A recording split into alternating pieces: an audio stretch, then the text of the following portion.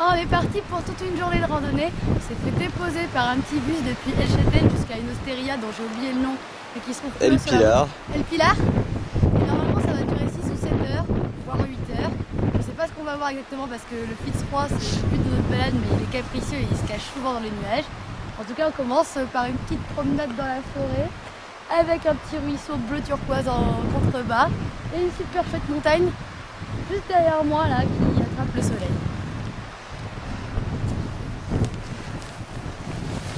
Allez! Après une bonne grosse petite montée dans les sous-bois, celle qui donne envie de jamais avoir remporté son Gore-Tex avec soi, on a la première récompense qui arrive là, qui est là. C'est le glacier Pedras Blancas. On descend tout droit de la montagne jusqu'à nous. Je crois qu'on va pique-niquer.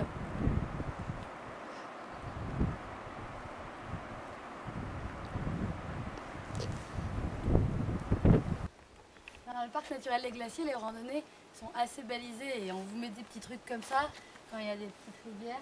On vous met des branchages pour vous dire que c'est pas le bon chemin. C'est à peu près tout, mais comme il y a beaucoup de marcheurs quand même, tous les sentiers sont tracés. Donc tout peut se faire tout seul et c'est un des seuls endroits depuis El Châtel qui est accessible gratuitement.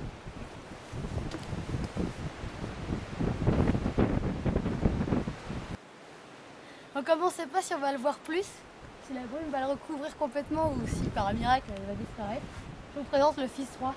La première pointe, une deuxième petite pointe et une grosse pointe dans la brume, c'est celui-là, c'est le Cerro Fitzroy, le sommet le plus connu de la région d'El Châtel, qui doit être grimpé une seule fois par an alors que l'Everest est grimpé plus de 100 fois par an. Il est plus dur même s'il est un peu moins haut. C'est l'emblème de la région avec l'autre sommet qui est un peu plus loin par là-bas, qui s'appelle le Cerro Toro. On va essayer d'aller le voir de plus près.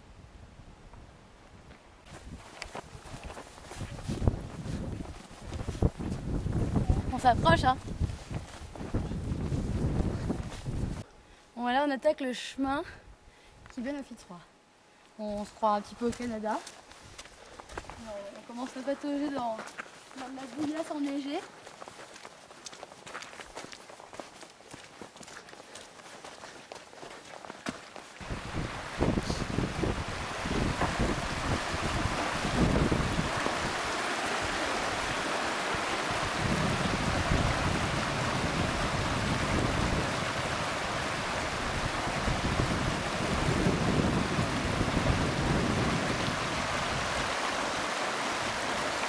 Après le camp de base, on a traversé la rivière, eau potable, merveilleuse petite rivière. Et puis après on s'est mis à grimper. Donc c'est bien ardu, hein. C'est en plein cagnard, il y a encore de la neige, particulièrement sur le chemin qu'on est un peu obligé d'emprunter pour pas nuire à l'environnement. Et ça monte bien quoi. Je vais vous montrer. Ça monte comme ça. Ça fait genre 20 minutes que ça monte comme ça. Alors voilà, je suis pas pauvre. Dans 3 marches, je suis en train de mourir.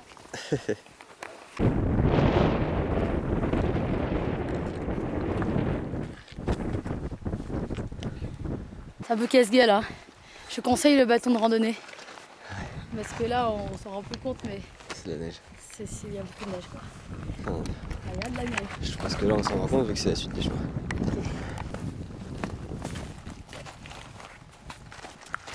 Ah ouais, autre petit conseil. Ouais. Si jamais vous ennuyez, prenez un petit peu de neige et faites-vous votre glace perso. Vous prenez un petit peu de neige. Non.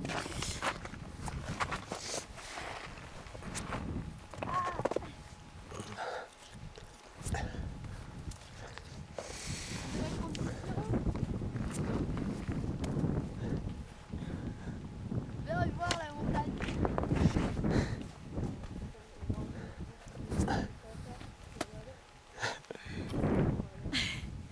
Bon bah là je suis dessus, la Laguna de los Tres. Je pense qu'elle s'appelle comme ça parce qu'ils sont 3. Et le troisième, le plus grand, c'est lui le Fitzroy. Que tout le monde veut voir et que la plupart des gens arrivent et il fait mauvais. C'est pas qu'il fait mauvais mais c'est qu'il accroche le nuage. C'est pas si haut que ça, c'est 3400 mètres. Mais c'est ardu à grimper.